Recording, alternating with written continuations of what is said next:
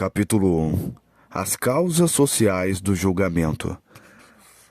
Passos apressados, rostos contraídos. Uma preocupação intensa permeava uma escolta de soldados que caminhavam na noite densa. Tinham ordens expressas para prender um homem. Ele não usava armas, nem pressionava as pessoas para que o seguissem, mas agitava toda uma nação. Abalava as convicções dos seus líderes, destruía os preconceitos sociais, propunha princípios de vida e discursava sobre as relações humanas de um modo nunca visto. Jerusalém era uma das maiores e mais importantes cidades do mundo antigo. Era berço de uma cultura milenar. Seus habitantes viviam das glórias do passado. Agora estava sob o jugo do Império Romano e nada os animava. Entretanto, apareceu ali alguém que mudou a rotina da cidade. Só se falava a respeito de um homem que realizava feitos inimagináveis e possuía uma eloquência espantosa. Um homem que se esforçava em vão para não ser assediado, pois quando abria a boca, incendiava corações. As pessoas se acotovelavam para ouvi-lo. O carpinteiro de Nazaré entalhava madeira com as mãos. Como pode alguém de mãos tão ásperas ser tão hábil em penetrar nos segredos da nossa alma? Sua doçura e sua afibilidade não sensibilizavam os líderes da sua sociedade, que tentaram várias vezes em vão assassiná-lo por apedrejamento. Procuraram fazê-lo cair em contradição, tropeçar nas próprias palavras, mas sua inteligência deixava-os atônitos. Sua família aumentava cada dia. Milhares de pessoas aprendiam a cartilha do amor. Ficava cada vez mais difícil prendê-lo. Entretanto, um fato novo deu alento aos seus inimigos. Um de seus seguidores resolveu traí-lo. O amanhã é um dia incerto para todos os mortais. Jesus, para espanto dos seus discípulos, afirmava que sabia de tudo o que lhe aconteceria. Que homem é esse, capaz de penetrar no túnel do tempo e se antecipar aos fatos? Ele sabia que ia ser traído. Então resolveu facilitar sua prisão, pois tinha forte convicção de que havia chegado o momento de passar pelo mais dramático caos que um ser humano pode enfrentar. Todos fogem do cárcere. No entanto, ele o procurou. Afastando-se da multidão, o mestre de Nazaré foi com seus discípulos para um jardim nas cercânias de Jerusalém. Era uma noite fria e densa. Nesse jardim, como relata o mestre da sensibilidade, ele voltou o rosto para os pés e, gemendo de dor, orou profundamente. Preparou-se para suportar o insuportável. Sabia que ia ser mutilado pelos seus inimigos, porém, mesmo assim, aguardou a escolta de soldados.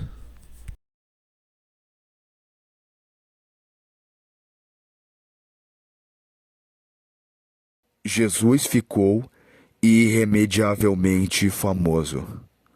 A presença de Cristo em Jerusalém estava ficando insustentável.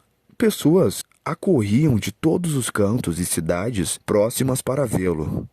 O assédio da multidão ficara ainda mais intenso, porque, poucos dias antes de sua morte, ele fez algo espetacular por seu amigo Lázaro em Betânia, uma pequena cidade perto de Jerusalém. João, capítulo 11, versículo 1. Frequentemente perdemos contato com nossa história. Os amigos e as belas, singelas experiências do passado se tornaram páginas que dificilmente folheamos. Jesus, apesar de sua fama, nunca se esquecia das coisas simples, nem abandonava aqueles que o amavam. Lázaro morrera havia 4 dias. Nós, às vezes, sepultamos muitos amigos que estão vivos e nunca mais nos lembramos deles. Jesus, ao contrário, não se esquecia nem dos que tinham morrido. Por isso foi visitar a família de seu amigo Lázaro. O que se pode fazer por uma pessoa em um estado de putrefação? Depois de 15 minutos de parada cardíaca, sem manobras de ressuscitação, o cérebro é lesado de maneira irreversível, comprometendo áreas nobres da memória. Essa situação é capaz de causar um elevado grau de deficiência mental, pois milhões de informações se desorganizam, impedindo que os quatro grandes fenômenos que leem a memória e constroem as cadeias de pensamentos sejam eficientes nessa magna tarefa intelectual. A memória de Lázaro havia se tornado um caos. Se 15 minutos sem irrigação sanguínea são suficientes para lesar o cérebro, imaginem o que acontece depois de 4 dias de falecimento, como no caso de Lázaro. Não há mais nada a fazer. Todos os segredos da memória desse homem tinham se perdido de maneira irreparável. Bilhões, trilhões de informações contidas no córtex cerebral e que alicerçavam a construção da sua inteligência se transformaram num caos. Não havia mais história de vida, nem personalidade. A única coisa que se podia fazer era tentar consolar a dor das suas irmãs, Maria e Marta. Todas as vezes em que parecia não haver mais nada a fazer, aparecia o mestre da vida, subvertendo as leis da biologia e da física. Quando todo mundo estava desesperado, ele reagia com tranquilidade. Lázaro era uma pessoa bastante conhecida, e por isso muitos judeus estavam lá, consolando suas irmãs. Quando Maria viu o mestre, lançou-se aos seus pés, chorando. Ao vê-la assim, Jesus chorou também. Chorou diante da dor e da fragilidade humana. O homem, Jesus, chorava ao ver as lágrimas de suas amigas. Somos muitas vezes insensíveis à angústia dos outros. Mas ao olhar de Jesus, nada escapava, nem mesmo o sentimento de inferioridade de uma prostituta ou de um leproso. Ao chegar ao lugar onde Lázaro estava sepultado, Jesus pediu que retirassem a pedra da tumba. Aflita, Marta argumentou sensatamente que o seu irmão já cheirava mal, pois falecera havia 4 dias. Marta olhava para o mundo possível, Jesus para o impossível. Com uma segurança inabalável, o mestre acalmou-a, dizendo que não temesse, apenas cresce.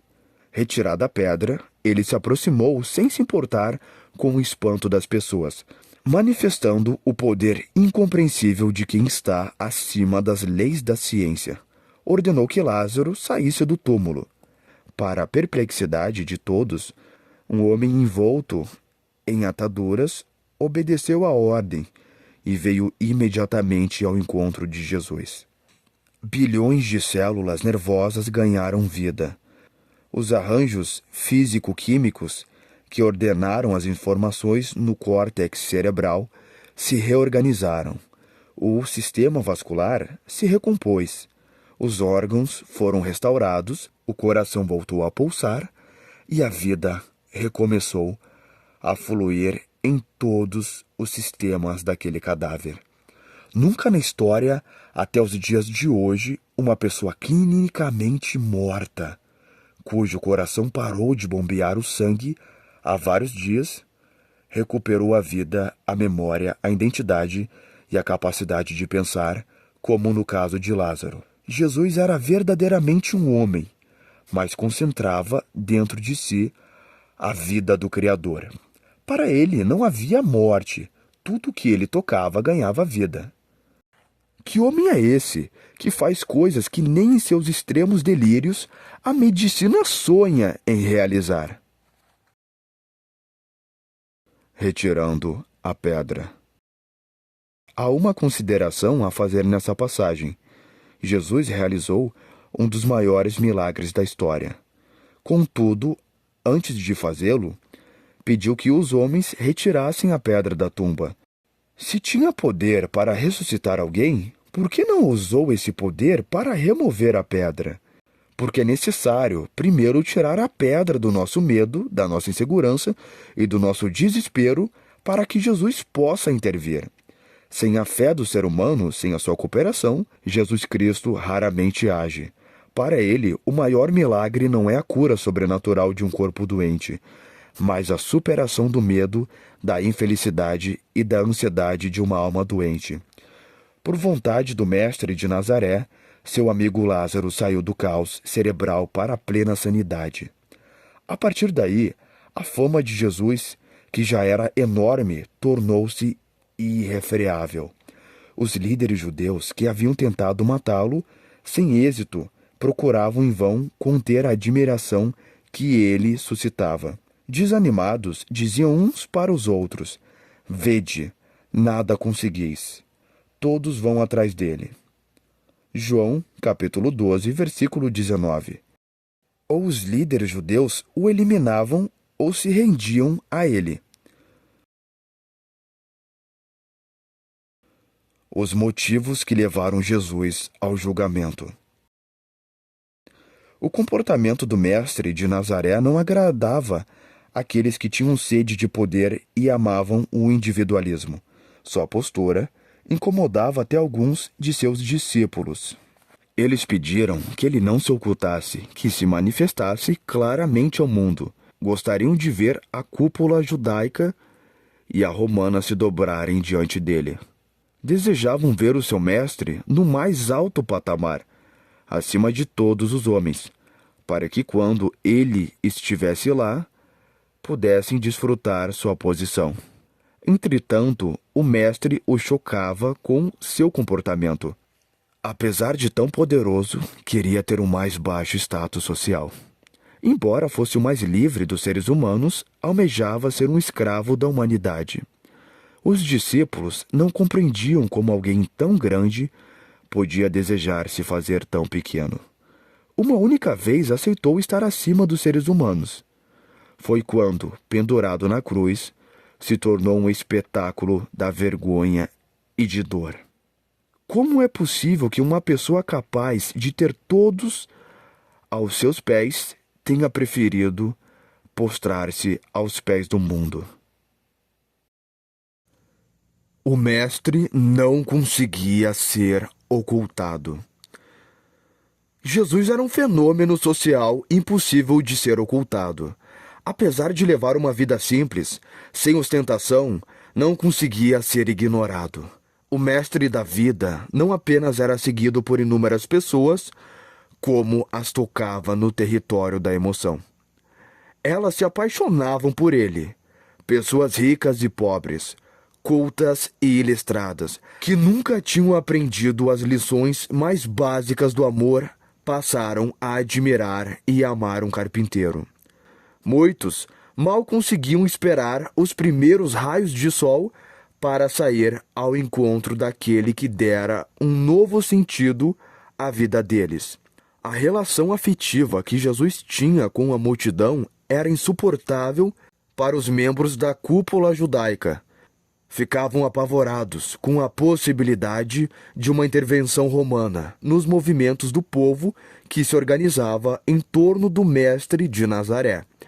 Perderiam seus cargos e as benesses do poder que a relação com o império lhes propiciava. Naquela época, até o sumo sacerdote era eleito pela política romana. Contudo, não era apenas o medo da intervenção romana que os preocupava. A inveja também os torpedeava. Nunca haviam alcançado uma pequena dose do prestígio de que o nazareno desfrutava. Outro assunto intragável para os líderes de Israel eram as acusações que Jesus fazia contra eles. Entretanto, o que mais os perturbava era o fato de aquele simples homem se declarar o Cristo, o ungido de Deus, o Filho do Deus Altíssimo.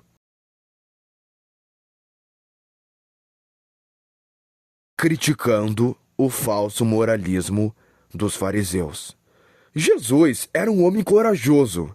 Conseguia falar o que pensava, mesmo quando colocava sua vida em risco. Dizia que os fariseus limpavam o exterior do corpo, mas não se importavam com seu conteúdo. O mestre era delicado com todas as pessoas, inclusive seus opositores, mas em algumas ocasiões criticou com contundência a hipocrisia humana. Disse que os mestres da lei judaica seriam drasticamente julgados, pois atavam pesados fardos para as pessoas carregarem, enquanto não se dispunham a movê-los sequer um dedo. Mateus 23, 4. Quantas vezes não somos rígidos como os fariseus, exigindo das pessoas o que elas não conseguem suportar e nós mesmos não conseguimos realizar? Exigimos calma dos outros, mas somos impacientes, irritadiços e agressivos. Pedimos tolerância, mas somos implacáveis, excessivamente críticos e intolerantes. Queremos que todos sejam estritamente verdadeiros, mas simulamos comportamentos, disfarçamos nossos sentimentos. Desejamos que os outros valorizem o interior, mas somos consumidos pelas aparências. Temos de reconhecer que, às vezes, damos excessiva atenção ao que pensam e falam de nós, mas não nos preocupamos com aquilo que corrói a nossa alma.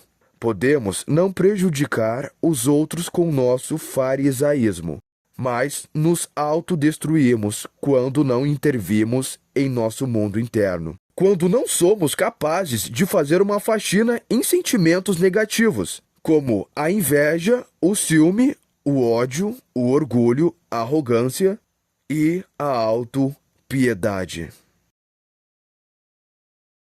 Jesus abala os líderes de Israel com suas parábolas. Certa vez, o mestre foi convidado para comer na casa de um fariseu. Lucas, capítulo 14, versículo 1. Era um sábado, havia muitos convidados, e todos o observavam. Estavam atentos, tentando descobrir alguma falha nele, principalmente se desrespeitaria o sábado, curando alguém.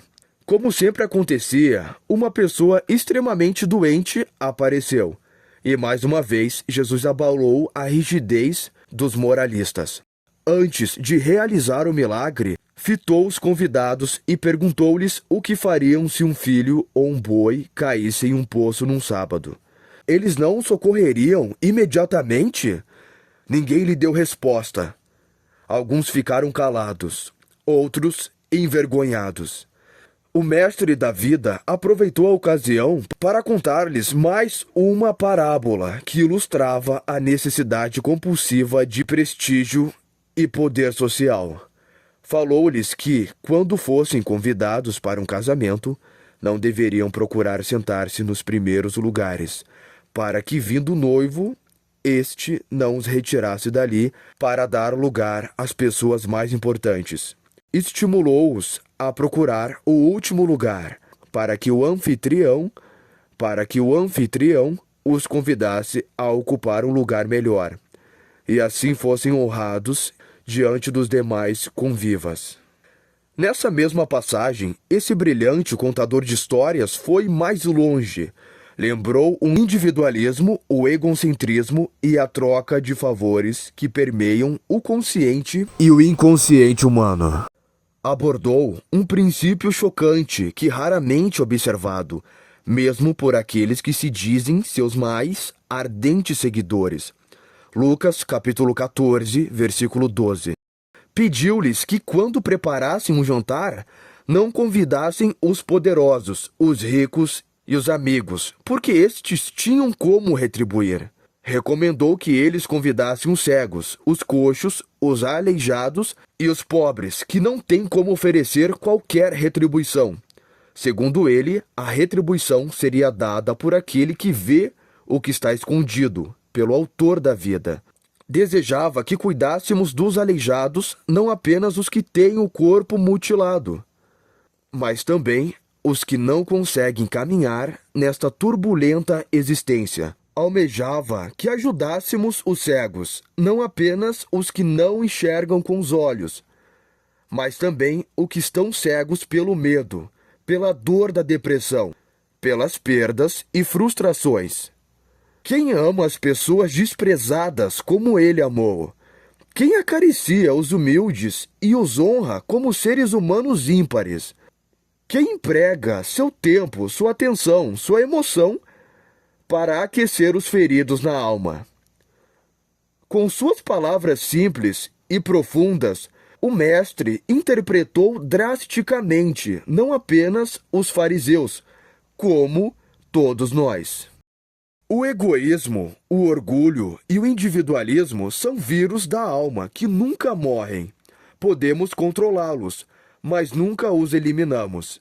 Se não os combatermos continuamente, eles um dia eclodirão de forma sorrateira, infectando nossa emoção e nos distanciando aos poucos dos nossos próximos.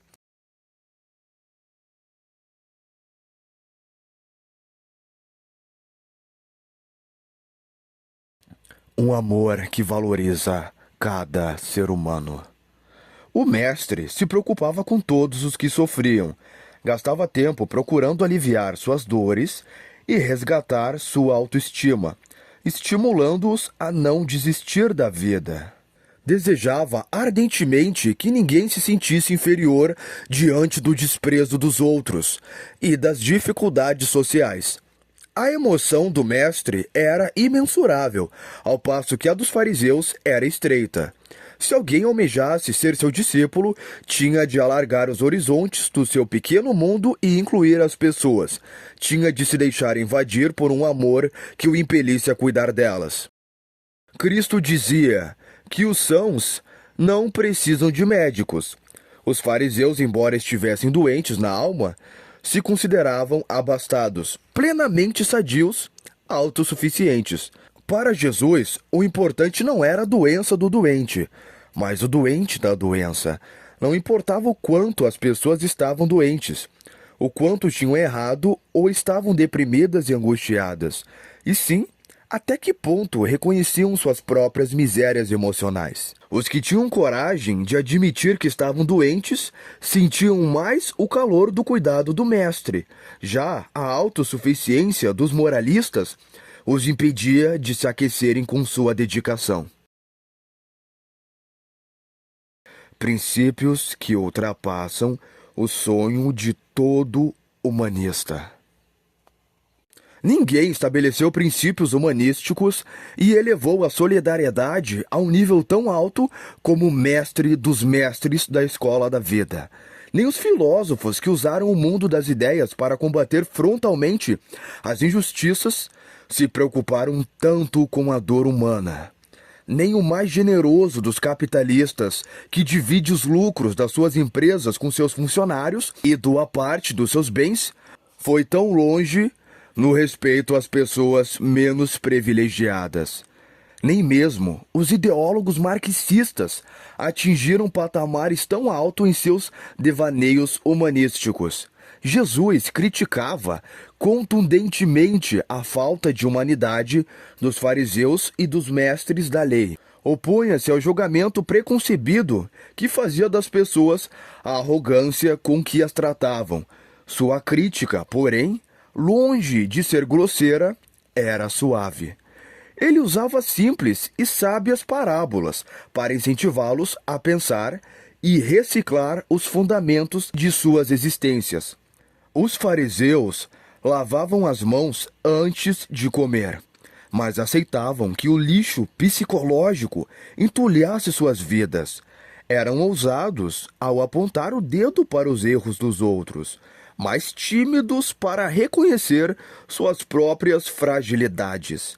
Aqueles que não têm coragem de olhar para dentro de si mesmos nunca corrigirão as rotas da própria história. Um homem na contramão de todos os paradigmas religiosos. A cúpula judaica considerava-se representante de Deus na terra. Os assuntos de Deus eram a sua especialidade. Conclui-se, portanto, que, com a chegada de Jesus, todos deveriam estar extasiados, alegres, dispostos a servi-lo e a abandonar seus preconceitos religiosos. Mas como poderiam servir a um Cristo que nascera num estábulo e crescera numa cidade desprezível, fora da esfera dos doutores da lei. Como poderiam ser ensinados por um Cristo que se escondera na pele de um carpinteiro e tinha as mãos ásperas de quem executa um trabalho pesado? Como poderiam amar e se envolver com alguém que era amigo dos pecadores, que acolhia as prostitutas e jantava na casa dos malditos coletores de impostos? No conceito dos fariseus da época, o Filho do Altíssimo deveria ter nascido em Jerusalém, em berço de ouro. Não poderia se misturar com a plebe, nem se envolver com pecadores. Jesus era a antítese de tudo que imaginavam sobre o Cristo. Não podiam se dobrar aos pés de um homem que os combatia, dizendo que eles procuravam os primeiros lugares nos jantares e nas sinagogas e faziam longas orações com o objetivo de serem elogiados. Mateus, capítulo 23, versículo 14. Por todos esses motivos, o mestre de Nazaré era drasticamente rejeitado pela cúpula judaica. Ele literalmente atordoava os sacerdotes e todos os partidos de Israel. Os fariseus, os saduceus e os herodianos. Embora em alguns momentos os membros da cúpula judaica o admirassem e ficassem confusos com sua sabedoria, eles o consideravam autor da maior heresia que alguém já proferira na face da terra. Como poderia ser ele o Cristo se combatia os zelosos guardiões da religião judaica, em vez de atacar Tibério e o Império Romano? Diante de tal blasfêmia, os líderes de Israel decidiram que ele tinha de morrer rapidamente. Por isso, seu julgamento foi acelerado. Muitas pessoas que estudam o julgamento de Cristo não têm noção da sequência dos acontecimentos e da rapidez com que se deram. Os líderes judeus tentaram matá-lo, mas falharam. Agora, ele estava famoso demais. A multidão precisava ser surpreendida e o ônus da sua morte tinha de recair sobre o poder romano. Como fazer isso? Era uma tarefa dificílima. Uma grande revolta popular poderia eclodir. Para a surpresa de todos, facilitou o processo.